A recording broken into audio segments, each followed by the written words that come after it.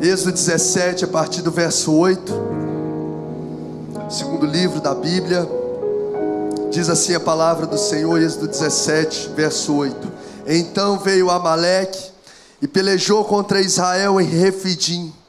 Com isso ordenou Moisés a Josué: escolhe-nos homens e sai e peleja contra Amaleque.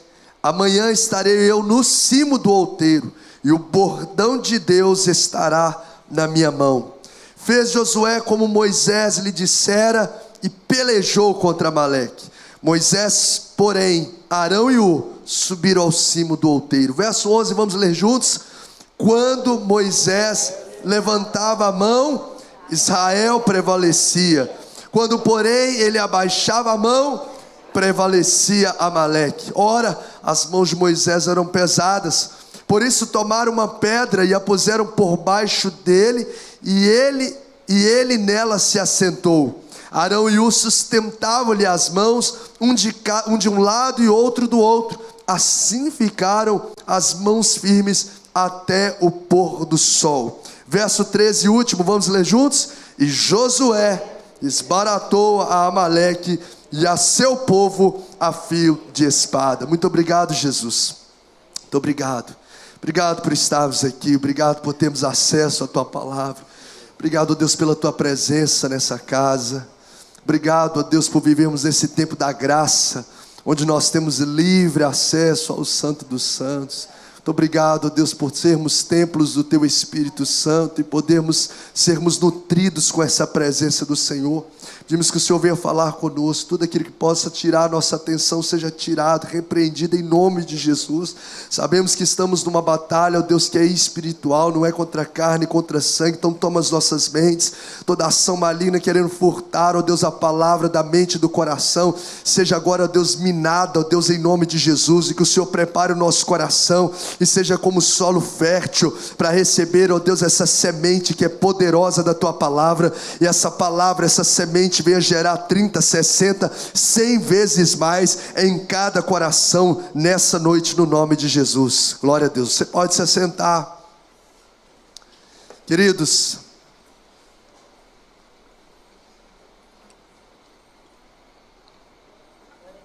quando eu estava lendo esse texto, eu ouvi um relato de algo que aconteceu na Segunda Guerra Mundial e que me fez link para que eu pudesse entender alguns aspectos aqui do contexto que envolve aqui essa narrativa. Todos nós sabemos, ou precisamos ser lembrados, né, quem sabe, a Segunda Guerra Mundial iniciou no ano de 1939.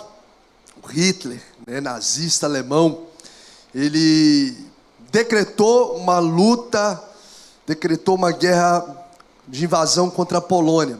Ou seja, os Estados Unidos até então não tinha nada a ver com o pacote, tinha nada a ver com a guerra, estava de boa lá sendo nação, normal. O negócio era o Hitler na Alemanha, um ataque contra a Polônia.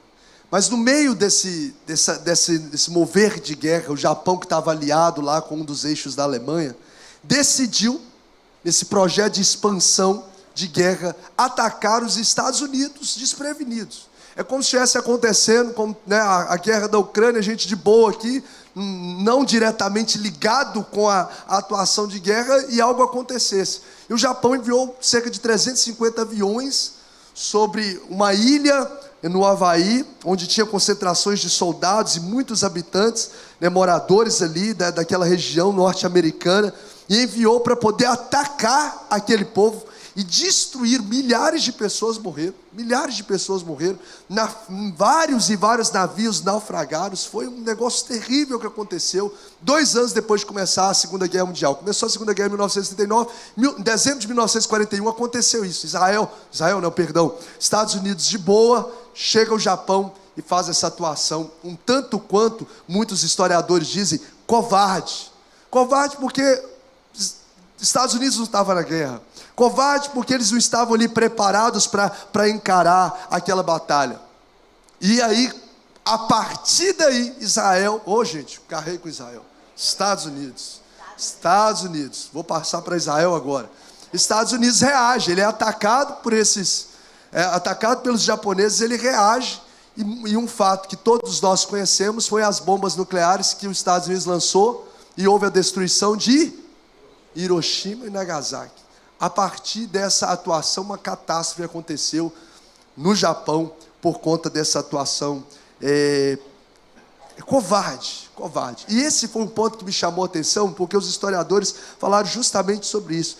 Nesse episódio foi um ato covarde por parte do Japão em relação aos Estados Unidos. E eu estava lendo esse texto aqui, que agora a gente olha para Israel.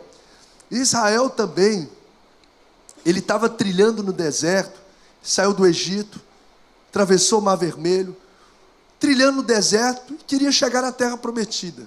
Israel, ele não tinha como objetivo brigar com ninguém. Prova disso é que eles foram 430 anos o quê? Escravos, eles não foram treinados. Então, nem se eles quisessem, eles conseguiriam lidar, de fato, com a arte da guerra, porque não foram treinados. As 4 gerações deles não receberam absolutamente nenhum treinamento de guerra, diretamente falando. Então, eles estavam simplesmente atravessando o deserto, e de forma covarde, como o Japão, na ocasião que eu citei, fez com os Estados Unidos na Segunda Guerra Mundial, surge um povo chamado Amalequitas. Os Amalequitas surgem no caminho de Israel para destruir. Israel de boa, não provocou nada, não fez nada, estava caminhando. Surgem os Amalequitas. Abra comigo em Deuteronômio, capítulo de número 25, onde Moisés faz menção desse relato e nos mostra essa postura covarde dos Amalequitas. Nós vamos entender hoje sobre como vencer as guerras que nós enfrentamos na terra sobre a perspectiva espiritual. Então me permita fazer aqui as observações do contexto que envolve para trazer aplicações para a nossa vida. Olha Deuteronômio capítulo de número 25, por gentileza, abra sua Bíblia, não deixe de desfrutar desse privilégio agora. Deuteronômio 25, o verso de número 17, o verso 18, diz assim, lembra que do que te fez Amaleque no caminho, quando saías do Egito? Verso 18, como te veio ao encontro no caminho, ou seja, eles é que foram atrás, de Israel, e te atacou, o que está escrito aí, gente? Na retaguarda, só quem está comigo, e te atacou na retaguarda.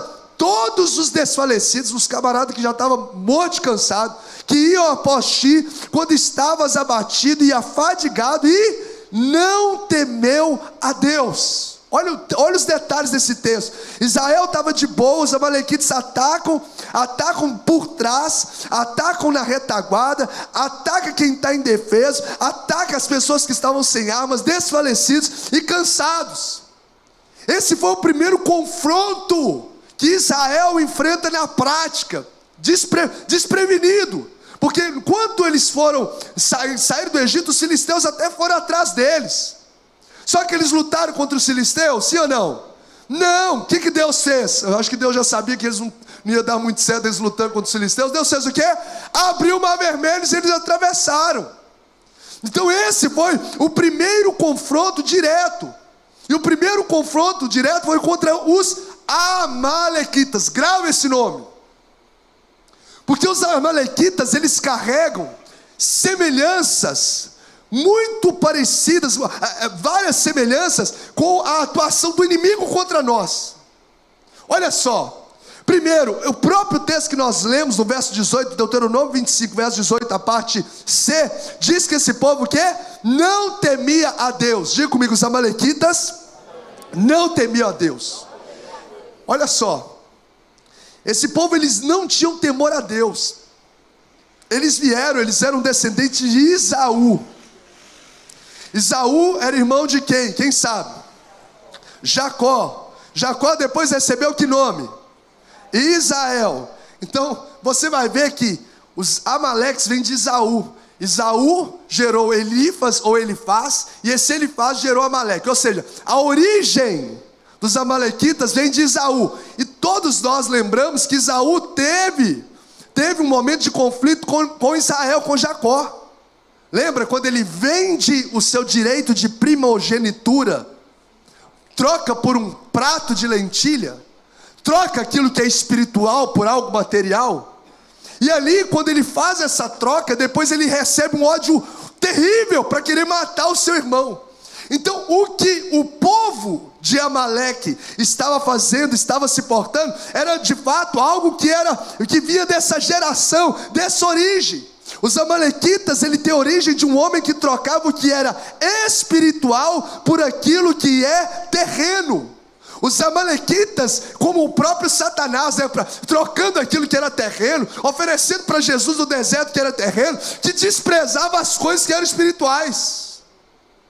Os amalequitas eram um povo que veio de uma geração que negociava as promessas de Deus para atender os seus prazeres momentâneos. Troca a bênção por um prato de lentilhas. Negociava as promessas de Deus. E quantos às vezes de nós nos posicionamos dessa forma? Quantas vezes pessoas assim que trocam aquilo que é promessa de Deus por prazeres momentâneos, se posicionando como um amalequita, como homens que não temem a Deus. O cara tem uma promessa, o cara tem um chamado para o ministério, tem um chamado para o louvor, tem um chamado às vezes para missões, tem um chamado para o pastoreio, tem um chamado para crianças, tem um chamado, enfim, todos nós temos um chamado diante de Deus, mas muitas pessoas estão trocando isso pelas bolotas, pelas imundícies de Satanás. Não valorizam as coisas espirituais. Quando nós fazemos assim, nós estamos revelando que de fato, como o pastor Tiago pregou no congresso aqui, o nosso coração, você acha que teme a Deus, mas você não está temendo a Deus. Você acha que está temendo a Deus, mas as suas atitudes é que te falam de fato se você teme ou não. Não é o nosso discurso, é a nossa vida. Nós precisamos voltar a ter um cristianismo que carrega de fato não só palavras vazias, mas de fato atitudes coerentes. Não adianta, eu amo a Deus, pastor. Você começa com qualquer um, todo mundo fala, Pedrinho, eu amo a Deus sobre todas as coisas, mas não tem tempo para Deus. Troca a Deus por qualquer sujeira, por qualquer prazer, por qualquer pornografia, por qualquer adultério, por qualquer perversidade. O Senhor está alinhando a igreja dele, porque veio um tempo de santidade sobre o corpo de Cristo. Meu irmão, muitas vezes você tem bênção, como Isaú tinha bênção de primogenitura. Muitas vezes você tem promessas lindas do Senhor, mas está trocando por algo que é passageiro, por algo que é terreno, por algo que não agrada a Deus. Sabe o que nós revelamos com o nosso coração? Não tememos a Deus de fato. Não temia a Deus. E se não bastasse esse povo, além de não temer a Deus, se eu estava lendo sobre a história dos amalequitas, eles têm uma índole maligna, onde os historiadores colocam que eles matavam por prazer, gente. Por que às vezes você fala assim, não, mas um cara matar por prazer, o cara tem que ser muito perverso. Mas quando começa, a pessoa que não teme a Deus, isso para ela não é valor, mas tudo começa quando ela negocia lá, aquilo que é eterno por aquilo que é terreno. Você vai perdendo o temor, meu irmão. Um abismo, preste atenção, um abismo chama outro abismo. Um abismo chama. O cara que se torna, que mata por prazer lá na frente, é porque ele já negociou aqui os princípios eternos, as promessas de Deus no seu coração anteriormente.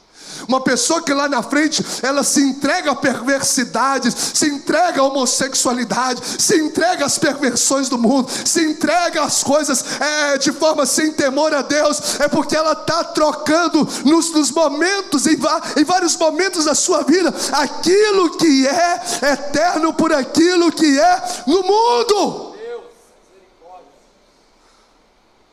Meu irmão, eu estou aqui para poder falar o que Deus tem para as nossas vidas. Eu não tenho aqui um discurso para encher a igreja. Eu tenho aqui um discurso daquilo que o céu tem para derramar sobre a nossa vida. Porque nós estamos aqui é por causa dele, é para a glória dele, é para o nome dele. E veio um tempo onde o Senhor quer alinhar o povo dele. O Senhor quer preparar o povo dele. Porque óleo novo, vinho novo, melhor dizendo, não vem sobre odres velhos. Não tem a ver com o que eu penso ou o que eu carreguei até hoje, tem a ver com o que Deus quer, o que a palavra ordena, o que o Senhor nos chama. E há um chamado de Deus para nós alinharmos na terra, para vivermos o novo dos céus na terra. Às vezes nós negociamos, as coisas se tornam completamente libertinas no futuro, porque às vezes a gente está dentro da igreja negociando as promessas do Senhor, vendendo e trocando as promessas do Senhor. Esses inimigos eram homens que não temiam a Deus. Pode chamar o Josué, que nós vamos aqui, eu quero, para não delongar também. Não temia a Deus, eram pessoas de índole maligna, eram pessoas covardes. Eram pessoas covardes, porque eles não enfrentaram Israel de frente. Eles entraram e atacaram Israel pelas costas.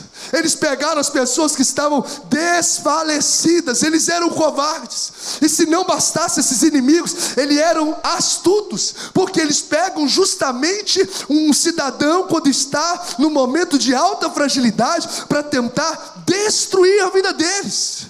O que Deus ministrou no meu coração quando eu estava lendo sobre isso, sobre as características desses amalequitas? Deus colocou no meu coração que esse povo não era um povo, não eram amadores, gente. Esse povo não é despreparado, esse povo era treinado, eles eram obstinados para destruir. Eles tinham prazer em destruir, pastor Tiago. Eles tinham prazer em saquear, eles matavam por prazer, porque eles foram perdendo o temor a Deus no processo. Foram perdendo o temor a Deus no processo. Se a gente não zelar pelo temor a Deus nos detalhes, a gente vai chegar nesse nível, meu irmão, porque a nossa natureza adâmica quer nos puxar para a carnalidade. A gente precisa começar a olhar os detalhes da nossa vida. Está aqui, ó, você está dirigindo um carro, você que é homem, para no sinal. Se passar lá uma mulher, 99,999 dos homens lá, passa, o que o cara faz? Passa uma mulher lá bonita, talvez sensual, sei lá, de qualquer coisa. Aí passa, o que ele faz? Acompanha. Então começa a vigiar detalhes dos seus olhares. Está passando? Aqui, olha para o outro lado aqui, ó. Começou a ver aqui, ó, apareceu a foto, já para de seguir. O Senhor quer alinhar a nossa vida. O que eu estou falando, o que nós estamos falando aqui, gente, tem a ver com a nossa eternidade com Deus. Se a gente negociar agora as coisas espirituais do presente, trocá-las por prazeres momentâneos, lá na frente, o final é morte, o final é perversão, o final é sem limite. Se eu negocio no meu trabalho valores e princípios, se eu negocio no altar da igreja, se eu negocio, os olhos do Senhor estão sobre a terra, sobre os justos e sobre os injustos. Os amalequitas eram um povo perverso, era um povo preparado, é um povo obstinado para destruir. Semelhança que eu disse aos inimigos, ao nosso inimigo, ao inimigo da nossa alma, o diabo que veio para quê, gente? Para matar, roubar e destruir. E o que isso tem a ver comigo e com você? O que vem no meu coração é que eu e você, nós não podemos brincar de ser cristão na nossa caminhada com Deus nessa terra, porque o diabo não está brincando de ser inimigo destruidor de vidas. Ele não tem nada para fazer a não ser nos tornar alvo para tentar detonar a nossa vida com Deus, a nossa família, o nosso ministério, o chamado de Deus à nossa vida. É igual os amalequitas, é o foco obstinado por isso. Então, se nós temos um inimigo feroz, se nós temos um inimigo que de fato é sagaz, é astuto, você viu como é que ele fez? Ele pegou Israel desprevenido, pegou Israel, a pessoa quando estava exausta, fraca. O texto fala aí, o Deuteronômio, eles estavam afadigados, abatidos no deserto. E muitas vezes em momentos de exaustão, preste atenção nisso, diante das batalhas espirituais que a gente enfrenta na vida, muitas vezes momentos de exaustão, nós somos tendenciosos a tomar decisões terríveis, porque o diabo ataca justamente em momentos que nós estamos exaustos, fisicamente, emocionalmente, ministerialmente. E aí a gente acaba, foi o que aconteceu com Esaú e Jacó. O camarada com fome pegou a vulnerabilidade dele e detonou com a história daquele cara. Perdeu o direito da primogenitura, uma bênção de gerações a gerações.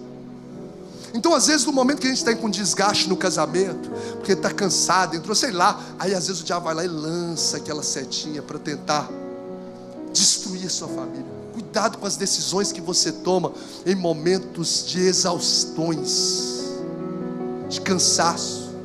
Quando a gente está cansado, a gente chuta o pau da barraca muitas vezes em várias situações, sim ou não? Não, eu não quero saber, eu quero divorciar. Quando a gente está cansado, a gente toma decisões erradas. O diabo vem e ataca justamente em momentos de esgotamento. Eu vou sair desse ministério. Esgotamento emocional, esgotamento ministerial. Então nós precisamos nos preparar. Nós precisamos estar preparados para as batalhas da vida. Deus tem falado com a gente aqui, domingo após domingo. Há uma batalha que acontece. E a gente brincando de ser religioso, brincando de bater carteirinha domingo à noite na igreja, e tendo durante a semana uma vida completamente distante daquilo que eu vivi naquele ambiente do domingo. Não nutro a minha vida com Deus, não vigio o que os meus olhos veem, não vigio aquilo que passa pelo meu coração, e eu começo a viver uma vida completamente vulnerável.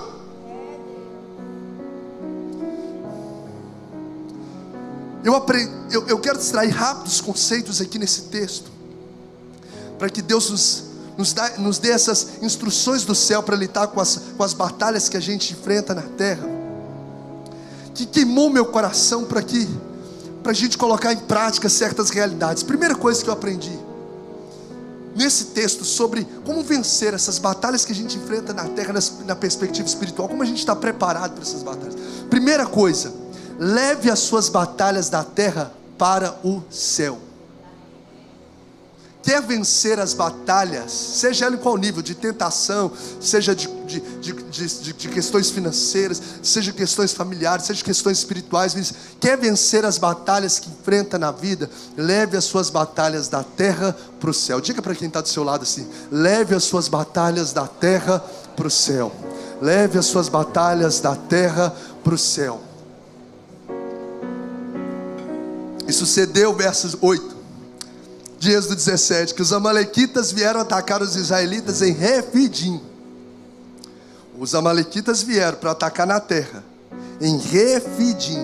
Então Moisés disse a Josué: escolha alguns homens e lute contra os amalequitas. Amanhã tomarei posição no alto da colina com a vara de Deus em minhas mãos. Olha só, quando Amaleque veio para guerrear contra Israel em Refidim, ou seja, na terra, Moisés leva essa guerra para o alto. Moisés leva essa guerra para o reino espiritual. A batalha estava acontecendo na terra, a tentação acontece na terra, os conflitos acontecem na terra, mas a vitória foi liberada pelo céu. A batalha está acontecendo na terra, mas a vitória está sendo determinada nos céus. E é o que Deus colocou aqui, que a gente vê claramente nesse texto, que é uma realidade que de fato no céu há essa ação de Deus sobre a terra, que quando Moisés levantava as mãos, Israel prevalecia. Quando Moisés parava com o momento ali de intercessão, abaixava as mãos, Amaleque prevalecia, o inimigo prevalecia, nos mostrando justamente essa ação de Deus sobre os céus. Então Deus está nos chamando para começar a levar as nossas guerras para Deus, a levar os nossos conflitos, a levar as intempéries, a levar as tentações, a levar os embates para a guerra. Essas guerras que nós enfrentamos, nós precisamos começar a levá-las para Deus. E uma frase que veio muito forte no meu coração, eu quero que você apreenda no seu coração, é que a terra obedece o que o céu determina. A terra, irmãos, ela obedece o que o céu determina. A terra, ela obedece o que o céu determina. Não está chovendo aqui há 3 anos e 6 meses em Samaria, até que Elias começa a orar, e o que o céu determina, a nuvem se cria e a chuva vem sobre a terra, porque a terra obedece o que o céu determina. Se você olha o profeta Ezequiel, ele na terra está diante de um vale de ossos sequíssimos, mas quando ele começa a profetizar, vem o Espírito Santo, ou o Espírito de Deus soprando os 4 cantos, e aí aquilo que o céu determinou, a terra obedece, recebe vida. Os vales de ossos secos se tornam um exército numeroso. Você pode dizer comigo essa frase? Diga comigo: a terra obedece o que o céu determina. Ou seja, a gente não tem coração na terra que não se rende à ordem que vem do céu. O faraó, gente, não faz sentido lógico humano o faraó liberar esse povo todo. 600 mil homens, fora mulheres, fora crianças, liberar esse povo. Gente, imagina você tendo 600 mil funcionários de graça. Você não precisa pagar nada para trabalhar, e os caras trabalham de manhã, de tarde, de noite, de manhã. Só tem que dar comida para esse pessoal lá, para eles comer lá o café da manhã, o almoço e janta. Aí você vai ver que faraó libera esse povo. Como que isso acontece? É porque Deus determina. Porque a terra obedece o que Deus determina. Por isso que não tem coração. Não sei se você está orando por alguém, uma pessoa que parece que não tem condições de se transformar, de ter um encontro com Jesus. Deixa eu te falar, não tem coração duro que possa resistir uma ordem que vem de Deus. Até o grande peixe se rende à voz de Deus. Você pega o menino Jonas aí e joga esse menino lá em Nínive, daqui 3 dias, porque tem que também representar o sacrifício de Cristo. Porque o que determina as vitórias sobre a terra é aquilo que é liberado dos céus. Comece a levar as suas guerras para Deus. Comece a levar as batalhas que você enfrenta para Deus. Você vai ser surpreendido. O sobrenatural dos céus vai se manifestar sobre a sua casa, sobre a sua vida espiritual, sobre tudo aquilo que você colocar nas mãos. Quem leva da terra para os céus as suas guerras entende que é Deus que está no controle de todas as coisas. E parece que, você lembra que quando Moisés abaixa a mão e o povo começa a vencer? Porque tem hora que parece que o inimigo começa a ganhar. Pastor, eu estou orando, eu tenho orado, aí eu paro de orar, e aquela guerra parece que o menino não transforma, parece que o casamento não melhora, parece que a situação não muda. Meu irmão, entenda, se você levou ela para Deus, descansa o seu coração. O Senhor está no controle de todas as coisas. É Ele quem governa, é Ele quem age, é Ele quem peleja, é Ele que manifesta. E agindo o Senhor, ninguém pode impedir. Então não desista de orar, não desista de clamar. Agora um segundo princípio que eu aprendo, um segundo princípio que faz link com esse que nós acabamos de falar, é que a ação de Deus, diga comigo, a ação de Deus não anula a atuação do homem. Entende só, a ação de Deus, da soberana de Deus, ele não anula a atitude, a postura do homem. Se você ler o verso 9 e 10, Moisés diz para Josué: escolha os homens, lute contra os amalequitas, eu vou tomar posição no alto. E o texto do verso 10 diz assim: Josué foi então lutar contra os amalequitas. A gente sabe que a vitória ela vinha do céu, mas ela não anulava, o texto mostra, não anulava a atuação de Josué na terra. A vitória vinha do céu, sim ou não, gente? Mas anular, Deus falou assim: ó, não, pode pedir para Josué para parar de lutar? Falou? Não.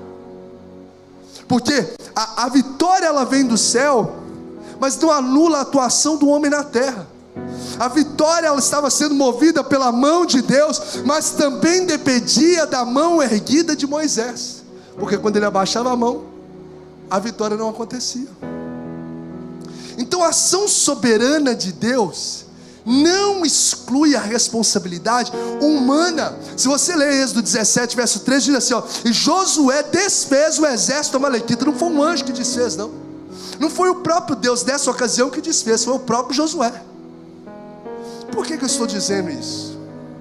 Porque a gente precisa entender que esse fato de Deus agir na nossa vida não vai anular a nossa responsabilidade de se posicionar no que eu preciso se posicionar. O fato de eu estar orando, de Deus estar agindo na minha história, essa soberania divina, não exclui a responsabilidade do homem, por exemplo, de orar. Não, Deus está no controle, eu preciso orar. A soberania divina, a ação de Deus na história, não exclui a responsabilidade do homem de se santificar. Santificai-vos, e amanhã fará o Senhor maravilha no meio de vós. A ação soberana, poderosa de Deus, não anula a responsabilidade de a gente buscar a Deus. Não anula a nossa responsabilidade de jejuar, porque Deus está no controle da história. Não anula a nossa responsabilidade de perdoar. Não anula a nossa responsabilidade de vigiar. A gente precisa entender isso. Josué continua batalhando, Moisés sempre com a mão erguida.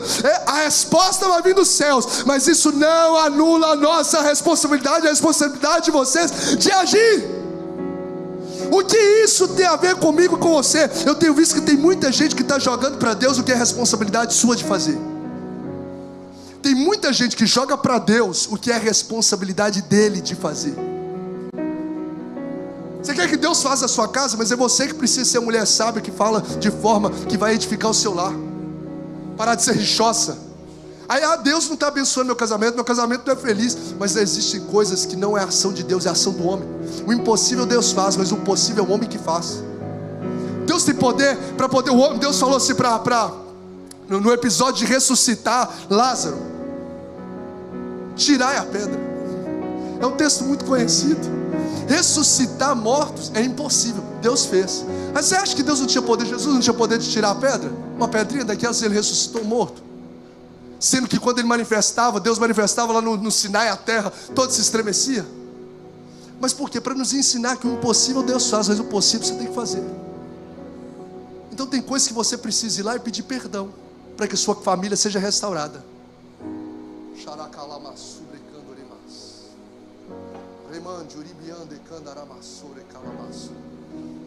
Deus está falando com vidas aqui. Está esperando um passo seu de decisão para que a restauração e o milagre aconteça. Porque o fato de Deus agir não anula a sua responsabilidade de fazer o que você precisa ser feito. Se você ler a história do rei Ezequias, quando ele está perto de morrer, um homem íntegro, um homem que teve um ministério abençoado, que teve um reinado abençoado, mas ele foi tomado de uma doença, de uma enfermidade, onde Deus usou a vida de Isaías para chegar até Ezequias e falar assim: fala com Ezequias o seguinte, Isaías: Ezequias, põe em ordem a sua casa, porque você vai morrer e não vai viver. Escute só, quem tinha que pôr em ordem a casa de Ezequias? Ezequias. Não era Deus que ia colocar em ordem a casa de Ezequias, era Ezequias. Não era Isaías também que tinha que colocar, não era o pastor lá, o profeta que ia colocar em ordem a casa do Ezequias, não, meu irmão. Era o Ezequias. Então a gente tem que parar de terceirizar para Deus o que é responsabilidade nossa.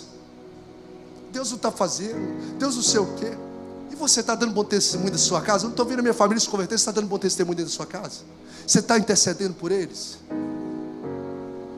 Deus, qual é que é a sua postura? Que coisas que você precisa abandonar? Porque a ação soberana de Deus não anula a ação do homem na terra.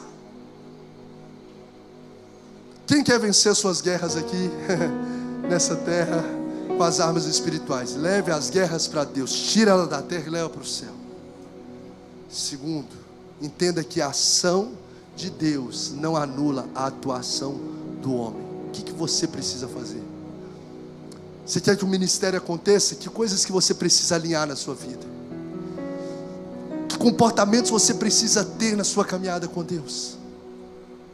Eu encerro. Tenha ao seu lado quem anda ao lado de Deus. Tenha ao seu lado quem anda ao lado de Deus. Gente, se nós quisermos vencer as batalhas espirituais, nós precisamos entender esses princípios. Nós precisamos colocar em prática esses princípios. Pastor, mas aí eu vou fazer panelinha? Meu irmão, você tem que conviver com todo mundo. Inclusive você tem que amar todo mundo, até os seus inimigos. Mas conectar, andar próximo, você tem que andar com quem está alinhado com o chamado de Deus para a sua vida, com o propósito de Deus para a sua vida. Você vai ver aqui, Arão, Josué, o camarada que Moisés ia orar, ele ficava na porta da tenda, servidor de Moisés. É o cara que anda ao lado dele. O Arão é aquele que entendeu que foi o porta-voz de Deus para comunicar o que Deus falava com Moisés. Ele comunicava o povo. O Ur aqui não tem muitas descrições sobre ele, mas você vai ver que ele está lá servindo o seu líder sem questionar. Ele está ali servindo com amor, ele está ao lado dele.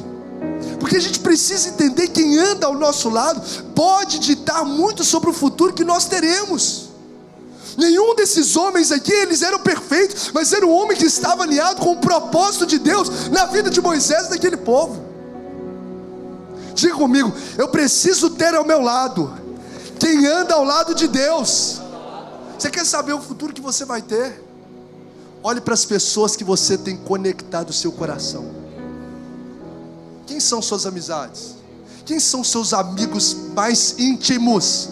Quem são as pessoas que sentam na sua mesa? Porque a Bíblia fala, bem-aventurado, extremamente feliz é o homem que não anda segundo o conselho dos ímpios, nem se detém no caminho dos pecadores, e nem se assenta na roda dos escarnecedores. Porque a minha felicidade genuína está completamente ligada a quem eu estou conectando o meu coração. Com quem que você tem andado? Ah, mas eu gosto dele. Então vai, aqui é princípio. Você vai se mover por aquilo que você gosta ou pelo princípio que é eterno? Muitas vezes, muita gente não está conseguindo ficar firme com Deus, porque precisa rever as amizades que tem convivido. Você não está conseguindo frutificar o ministério por causa das amizades que você tem aliançado. Deus está te chamando hoje para andar com quem anda com Ele. Deus está te chamando hoje para andar com quem está alinhado com o propósito dEle. Provérbios 13:20 diz assim: quem anda com o sábio, sábio será, mas quem anda com o tolo, acabará mal. Qual o futuro que eu vou ter? Depende completamente da pessoa que eu me conecto. Quem está entendendo? Quem está ao meu lado vai ditar muito sobre o futuro. Gente, quem seria Pedro, Tiago, João e o barquinho? Barquinho não. Mas quem seria Pedro, Tiago, João? Pescadores comuns. Mas quando eles se conectaram com Jesus, homens que marcaram a história da humanidade. Os amigos de Daniel se conectaram com Daniel, começaram a se santificar como Daniel e começaram a viver os milagres que Deus estava fazendo na vida de Daniel. Entra numa fornalha e não é queimado. Porque o futuro que a gente vai ter depende muito das conexões que a gente está fazendo. Se eu quero vencer as batalhas espirituais, eu preciso entender quem é que está andando ao meu lado. E deixa eu finalizar citando só para nos orientar aqui, com base nesse texto, quem é que deve estar do meu lado? Primeiro, tenha parceiros que acreditam no chamado de Deus para a sua vida. Que acreditam, você vai ver aqui que as ordens que Moisés dava a Josué, ele acatava até mesmo sem questionar. Às vezes você está dando a mão para quem não está com o coração alinhado com o que Deus tem para a sua vida. Não coloque do seu lado pessoas que estão por causa de uma necessidade do momento que você precisa, mas coloque ao seu lado pessoas que estão integradas com o chamado que você carrega. Não é por causa de necessidade, prazer que eu trago para perto, eu trago para perto pelo chamado que eu carrego. Ah, chamado é pastor, é ministro de louvor. Não, gente, todos nós somos chamados, que foi quem teve um encontro com Jesus. A igreja é corpo. Então todo corpo, todo membro do corpo tem um propósito, tem uma missão. Se não está fazendo, aí é problema do membro que está atrofiando. Mas que tem uma missão, sim, tem um propósito, sim. Você disse para mim: não, pastor, no meu corpo a minha mão não vale para nada, então vem cá que eu vou cortar a sua mão. Não faz sentido. Com quem que você tem conectado? Pessoas que entendem e acreditam no chamado de Deus. Segundo, pessoas que te ajudam em oração. Você tem parceiro de oração ou você tem parceiro de fofoca?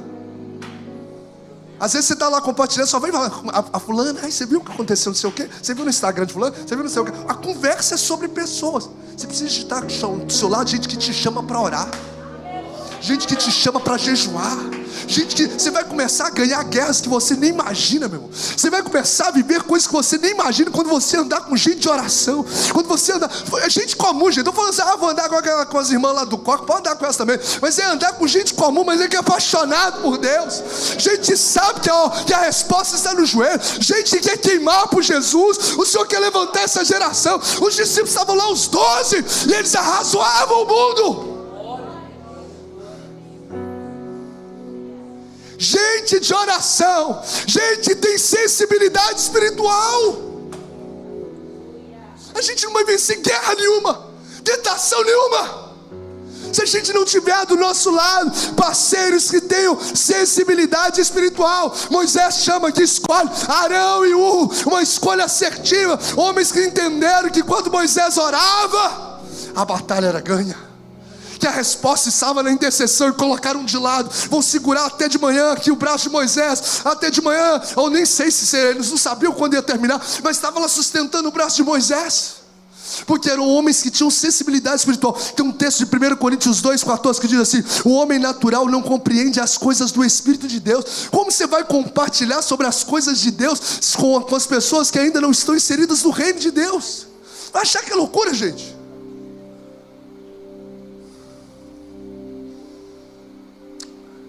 Você vai ver, o homem natural não compreende as coisas do Espírito, porque lhe parecem loucura, e não pode entendê-las, porque elas se discernem espiritualmente. Quem está conectado com o seu coração aí?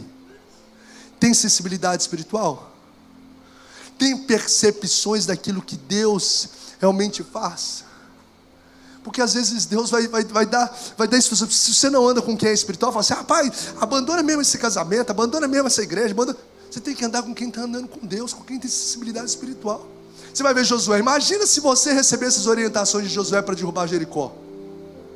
Será que você fazia? Primeiro dia vocês vão dar uma volta nessas muralhas, vocês não podem falar nada. Vamos lá, rodeia. No segundo dia você dá mais uma volta. Terceiro, imagina o povo, gente, loucuras. No sétimo dia vocês vão dar 7 voltas. Você está de brincadeira. 7 voltas. E no final você vai dar um grito e a muralha vai cair. Meu Deus. Um cara vai falar assim: ficou doido. Mas as coisas de Deus são assim. A gente não vai conseguir muitas vezes entender, porque não se trata de andar por vista, se trata de andar por fé. Muitas coisas que Deus vai orientar a igreja sobre o novo espaço, meu irmão, não quero saber a realidade, se a realidade tal, se é o contexto tal, é o que Deus dita e ponto final. É o que o Senhor determina, Ele sabe do futuro, Ele sabe do avivamento que tem para derramar. Então o Senhor há de prover, há de mover, há de fazer, porque é Ele quem faz. E só vai discernir o que Deus vai fazer quem está conectado com o céu, quem está conectado com Deus. Senão até mesmo a pregação se torna uma loucura. O pastor está viajando. Mas Deus, eu quero dizer aqui, o Senhor vai colocar do seu lado pessoas cheias do Espírito, e Deus vai levantar você para se conectar com pessoas, e você vai começar a viver algo novo na sua vida, algo extraordinário na sua história. E batalhas invencíveis aos olhos humanos se tornarão vencíveis para a glória de Deus, porque você está entendendo o princípio. Estou tirando essa guerra da terra, estou levando para o céu. Eu vou fazer o que eu tenho que fazer, confiado na soberania de Deus, e eu tenho parceiros que vão estar comigo nessa visão, e eu tenho certeza que você vai ficar embasbacado e impressionado com o que Deus vai fazer na sua vida, na sua história, para a glória do nome dele. Só quem crê, dá glória a Deus e aplaude a Jesus.